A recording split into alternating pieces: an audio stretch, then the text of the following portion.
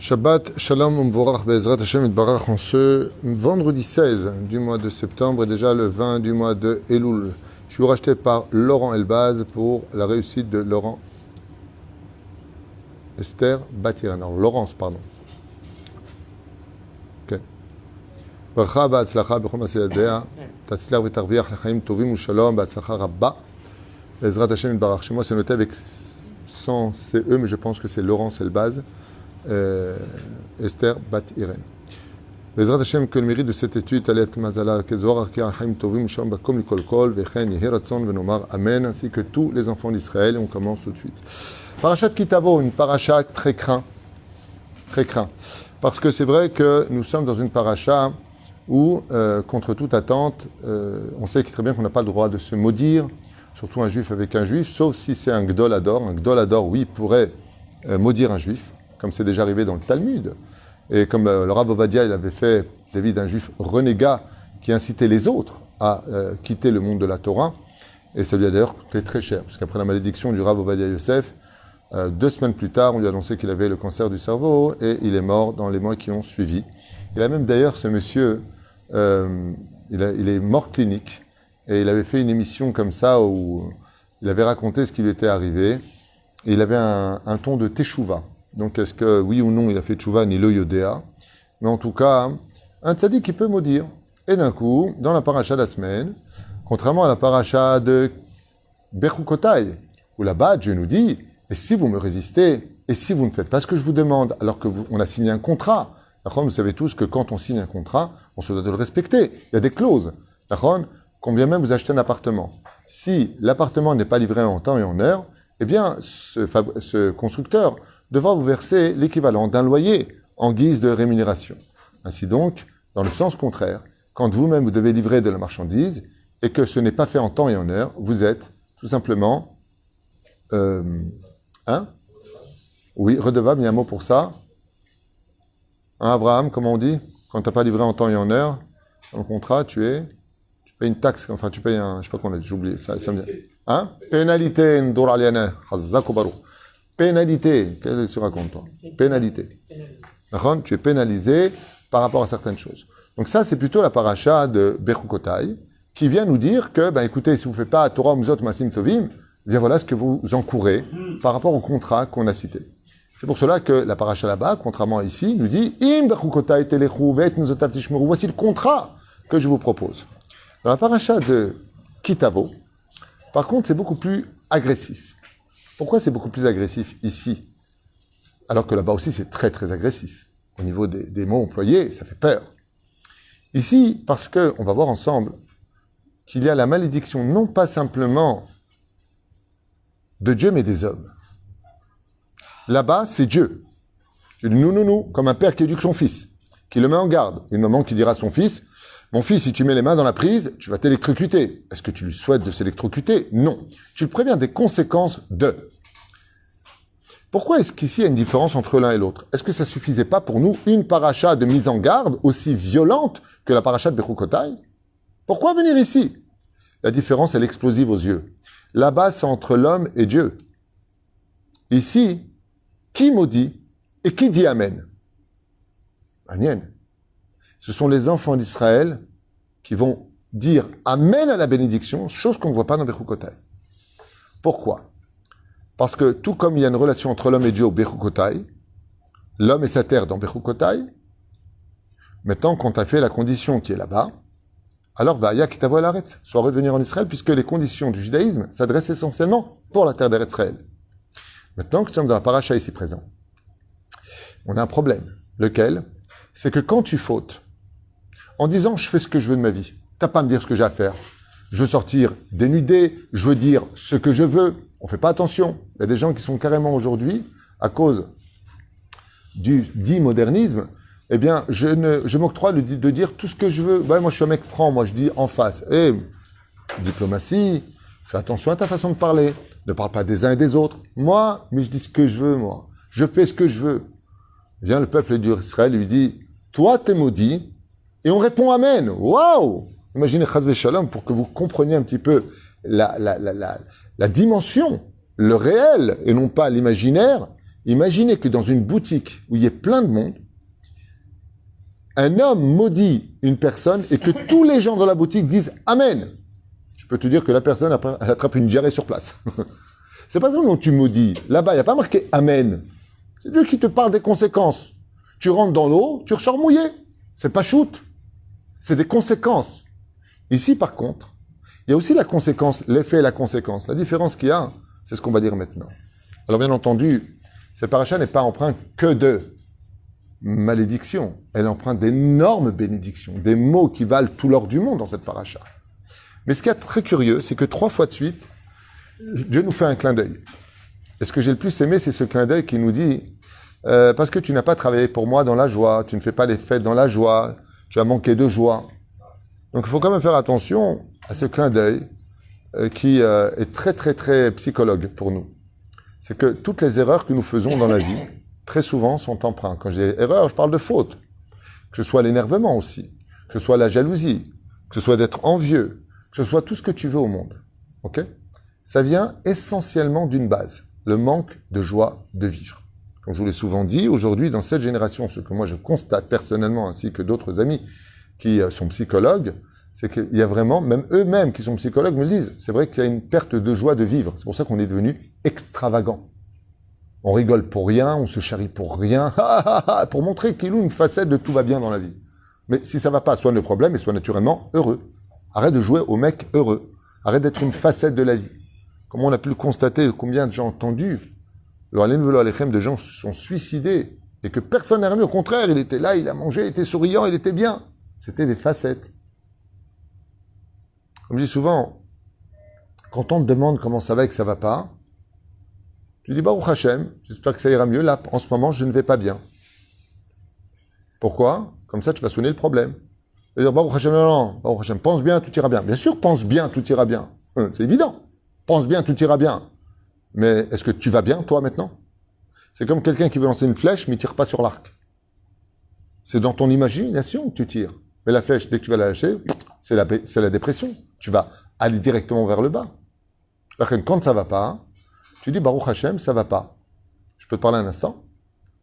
Tu connais quelqu'un qui peut m'aider ? Il n'y a pas de problème de dire je suis dans un trou. Si tu sais où tu es, que tu as besoin d'aide, on y arrivera. Mais si tu dis rien à personne, personne ne te trouvera dans ton trou et tu finiras par crever de faim à l'intérieur.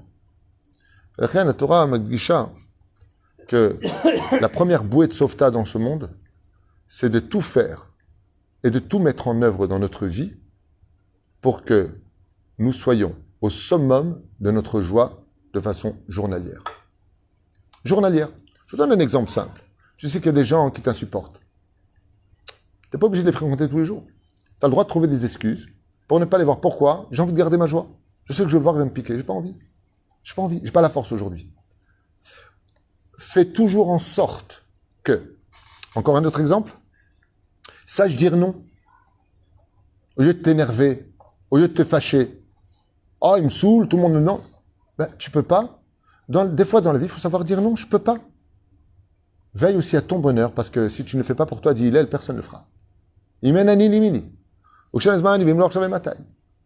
La meilleure façon de s'occuper des autres de façon positive et constructive, c'est d'abord de s'occuper de soi-même. Dans la vie, des fois, on faut dire non, je peux pas. Quand je peux pas. Lama. Parce que tu dois veiller à ton bonheur. Sinon, même ta mitzvah de recevoir du monde ou de rendre un service, il va être fait avec ce qu'on appelle, comment on appelle ça en algérien là ? Ren, je sais pas comment on dit. Gem. Je suis très content d'être avec vous parce que chaque fois que j'ai besoin d'un mot, il n'y a jamais personne qui m'aide, donc c'est vraiment très encourageant. Moshe ordonna au peuple en ce jour-là. Waouh! Donc vous avez bien compris que si on arrive aux malédictions, c'est parce qu'on a manqué de joie.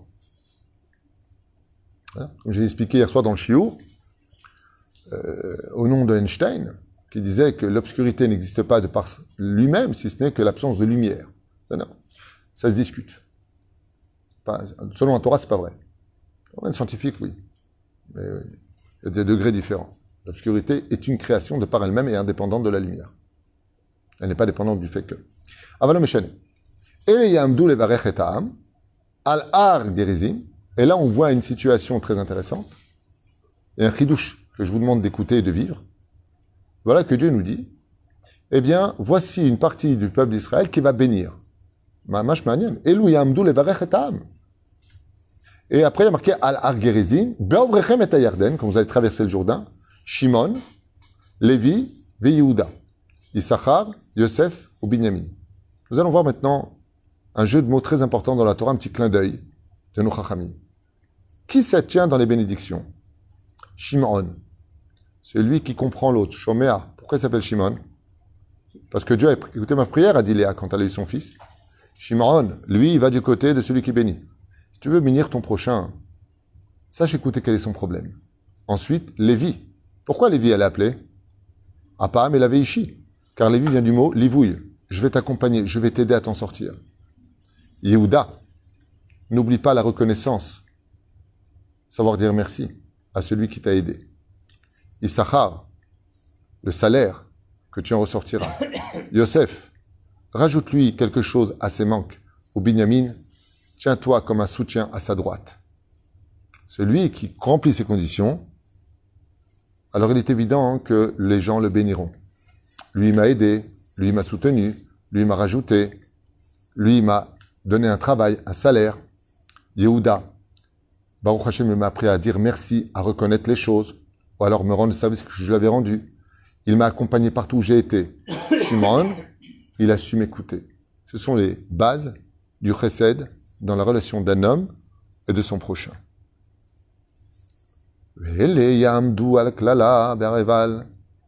Reuven, Gad, Asher.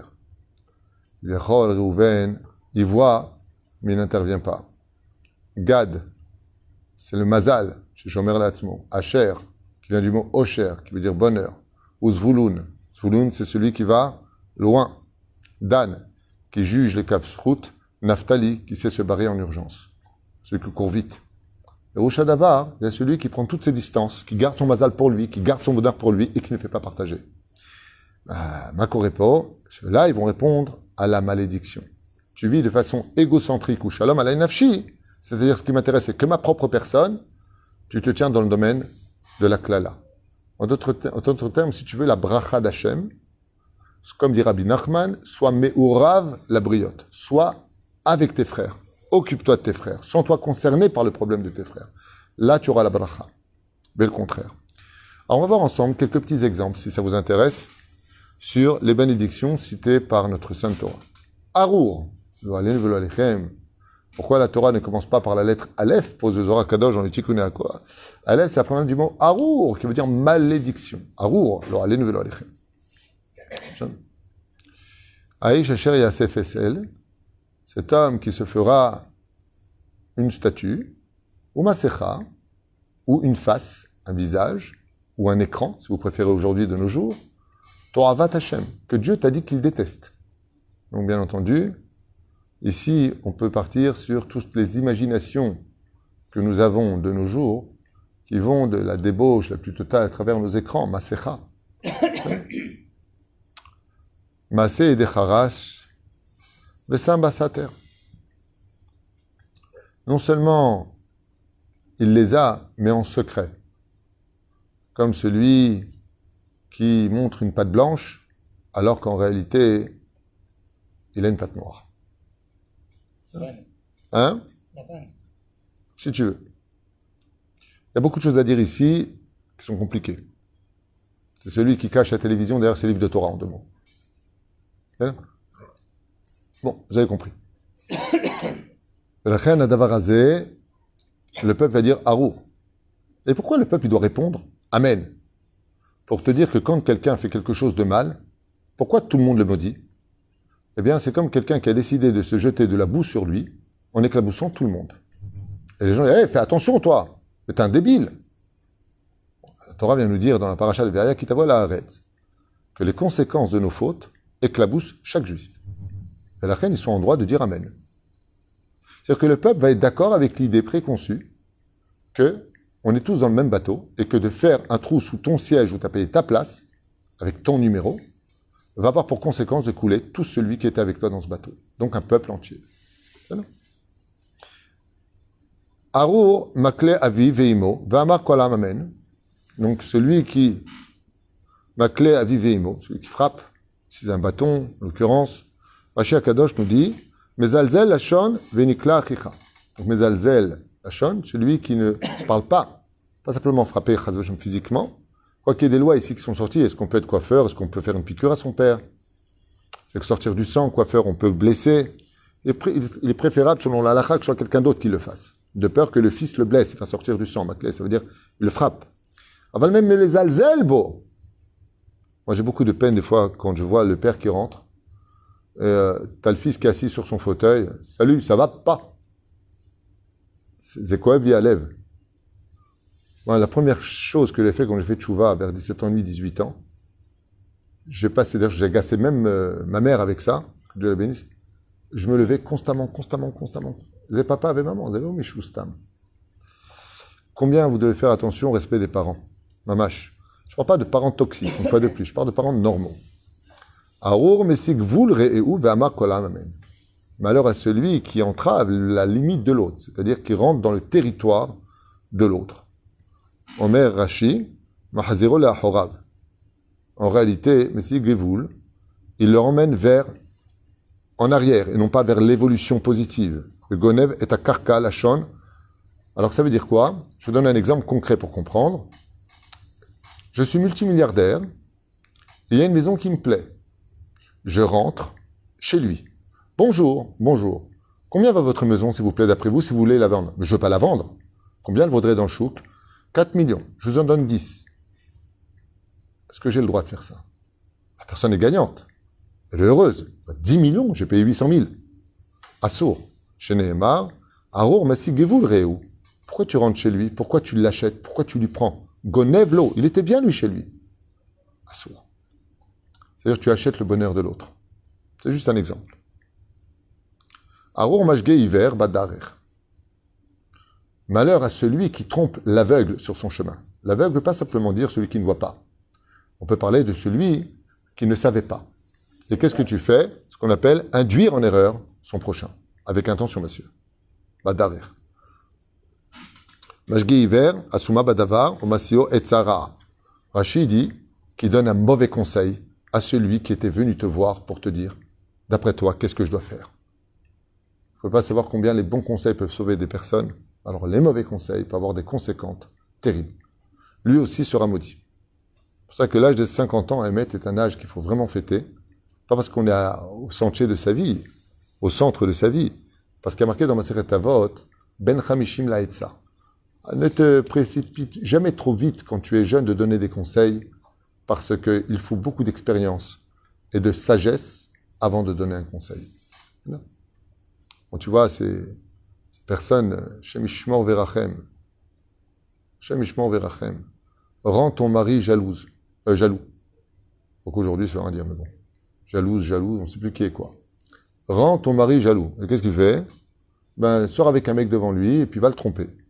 C'est ce qu'on m'a raconté d'un thérapeute à Tel Aviv qui a donné ce conseil à une femme. Et je lui ai dit, qu'est-ce que vous avez fait, madame? Elle m'a dit, je ne savais pas, on m'a dit de venir vous voir parce que j'ai trompé. Je ne sais pas dans quel monde on vit, mais vraiment, ça ne va plus du tout. Awor maté mishpat, ger yatam ve'amana ve'amar kol ha'am amen. Ma? Non.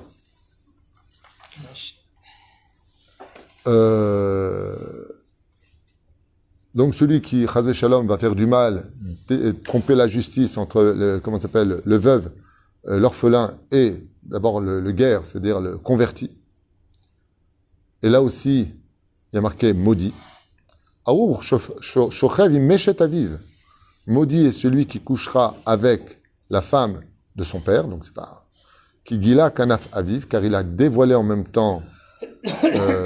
Quand je vois ce genre de choses, à quoi je pense? À tous ces feuilletons maudits comme Dynastie, Amour, Gloire et Beauté, Dallas, Lama. Parce que tout ce qu'il y a dessus, c'est exactement ce qui se passe. À force de voir ces films-là, eh bien, ça nous a travaillé un peu comme la Hasbana, de rentrer dans la tête des gens, que tout était permis. Voilà, je suis sorti avec la femme de mon père, je suis sorti avec la cousine, je suis pas avec la cousine, avec la tante, machin. Tous les interdits de la Torah sont là. Tous les interdits de la Torah sont là. Shem Yishmor Verachem. La marque, voilà, même. Aour Shochev im Behema. Maudit l'homme qui couche avec son animal ou un animal bichlal, ce qui aujourd'hui est devenu d'ailleurs très culturel dans certains pays. Arur shochev imachoto bataviv. Maudit est celui qui sort avec sa demi-sœur, en d'autres termes, c'est la fille, c'est sa sœur, ma batte de son père, au bâtiment. Ça veut dire que c'est son demi-frère ou sa demi-sœur, c'est Arur. On m'a posé une question d'ailleurs il y a quelques semaines de cela. Est-ce que si un demi-frère décède, l'autre porte le deuil? Tchouvaï, comme un frère. Il n'y a aucune différence. Le deuil se doit même si c'est le demi-frère. C'est-à-dire que le père était marié avec une femme, il a eu des enfants, il a divorcé, il s'est marié avec une autre femme, il a des enfants, ce sont des demi-frères, par le père ou par la mère. C'est là. Un des Issourim les plus graves et des plus terribles, Arur Makereu Basater. Maudit est celui qui frappe son prochain dans le secret. Et là, bien entendu, on a plein d'exemples. Le Lachon Hara, le Motzi Shemra, tu parles de lui dans le dos. Ou pire encore, tu le vends derrière son dos. Toutes ces choses-là, Hashem Ishmor Virachem. Alors Rashi dit ici, Al Lachon Hara ou Omer Haïti. En d'autres termes, celui qui fait du Lachon Hara, selon Rashi, Maké Réou Baseter, tu l'as frappé en secret.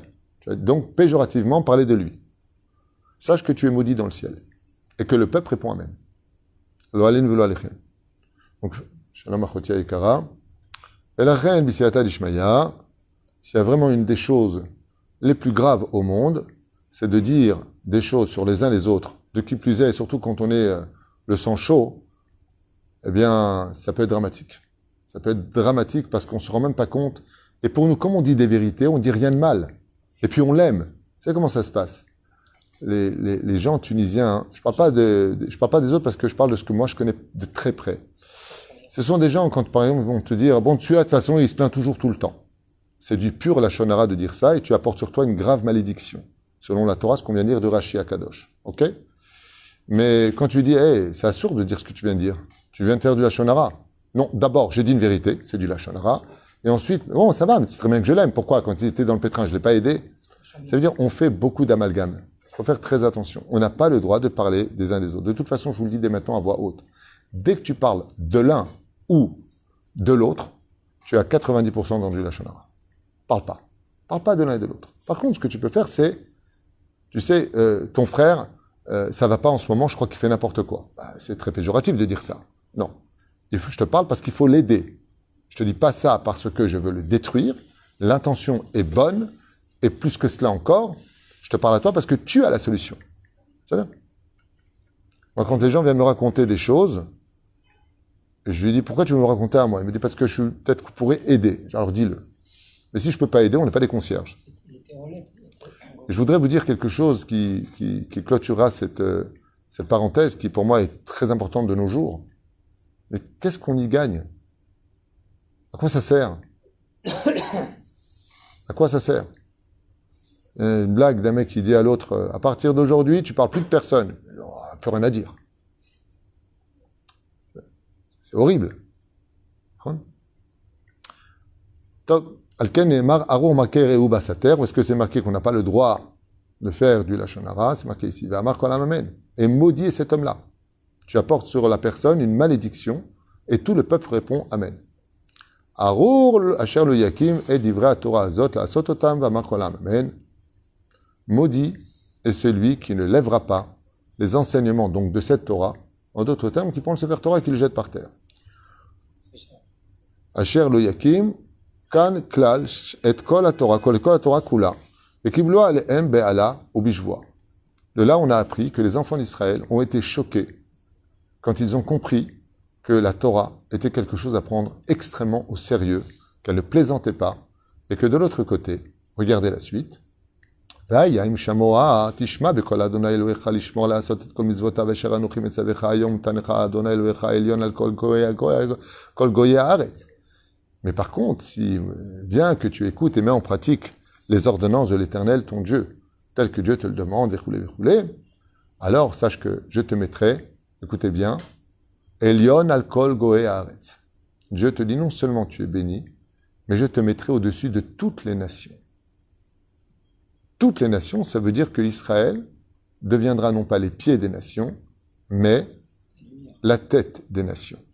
nous serons à la tête. C'est pour cela que Rosh Hashanah est relié particulièrement à Israël, même si toutes les nations du monde sont reliées. Où est-ce qu'on voit le mot « j'ai une tête » dans le mot Israël? Li, Rosh. C'est les initiales du mot Israël. Les lettres. Li, Rosh. J'ai une tête. Rosh Hashanah. Ce qu'attendent les enfants d'Israël, les nations du monde d'Israël, c'est l'exemple à suivre. D'être la tête. La tête, c'est elle qui donne les ordres au corps. La reine Bezrat Hashem, Israël, Atidim, Lenael et Taolam. Et c'est pour cela que d'ailleurs les religions se sont fait passer pour le nouvel Israël ou les remplaçants d'Israël. Parce qu'on sait que le rôle d'Israël, c'est d'être la lumière des nations du monde, hors la goïm. Hein?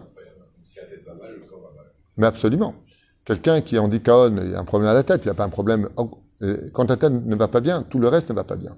Tu viens pour faire une grande sortie, restaurant, famille, tu es content, mais tu ne vas pas bien. Ben, tu ne sors pas. Mais tu vas bien physiquement, oui, je vais bien, mais la tête, ça ne va pas. Alors si la tête, ça ne va pas, eh bien le reste ne va pas. Uva alecha kol berachot. On finira avec des beaux termes. Celui qui respecte la Torah, les mitzvot, behemet. Mais on a vu ici qu'on parle de généralité. Aval, Akadosh Baruch Hu, il dit malgré tout, brachot alecha, sur toi. Veisi gucha. Moi, j'ai fait un cours sur ça hier, magnifique. Veisi gucha. Et elles t'atteindront. Je vous le dis dès maintenant de quoi on parle là-bas. Si tu dis toutes les brachot viendront sur toi, pourquoi tu dis veisi gucha et elles t'atteindront? Non. Oui, pléonas si tu veux. Mais qu'est-ce que ça veut dire? Ça veut dire que toute mitzvah et toute bénédiction que tu vas faire demande une ishtadlut, un effort. Même sans effort, la bracha viendra jusqu'à ta porte. Elle n'a pas besoin que tu ailles la chercher, ta bracha. Si on était conscient, donc je finis quand même pour ce shiur avec des belles notes. Baruch ata ba'ir, béni sois-tu dans la ville. Baruch ata basadeh, béni sois-tu dans ton champ, dans la ville ou à l'extérieur, partout où tu vas, tu vois la bracha. Baruch pri bitnecha ou pri admatecha, béni sera donc le fruit de tes entrailles. On parle ici, on était des fruits de la femme qui aura couché des enfants, qui aura des enfants normaux, qui vont pas la faire trop souffrir. Au pri admatecha, les fruits de ta terre. Au pri behemtecha, tes animaux n'auront pas de problème. On parle de celui qui a des bovins ou autres. Béni sois-tu dans tes entrées. Partout où tu vas la bénédiction. Et de l'autre côté, ça s'empreint de malédiction. En fin de compte, comme Dieu nous le dit, j'ai créé la vie, j'ai créé la mort, j'ai créé le bien, j'ai créé le mal. Tout ça, c'est préparé. À toi de choisir dans quel couloir tu veux essayer de te lancer. Allez, Descartes, la différence qu'il y a, c'est que dans chaque couloir que tu as pris, pour le bien comme pour le pire, il y a toujours une sortie de secours qui te remet au point de départ de « et maintenant, qu'est-ce que je fais ?» Pour te faire comprendre qu'en fin de compte, rien n'est acquis et que la seule chose qui doit nous accompagner toute notre vie, c'est le mot « Teshuva ». Baruch Adonai Leolam. Amen ve Amen.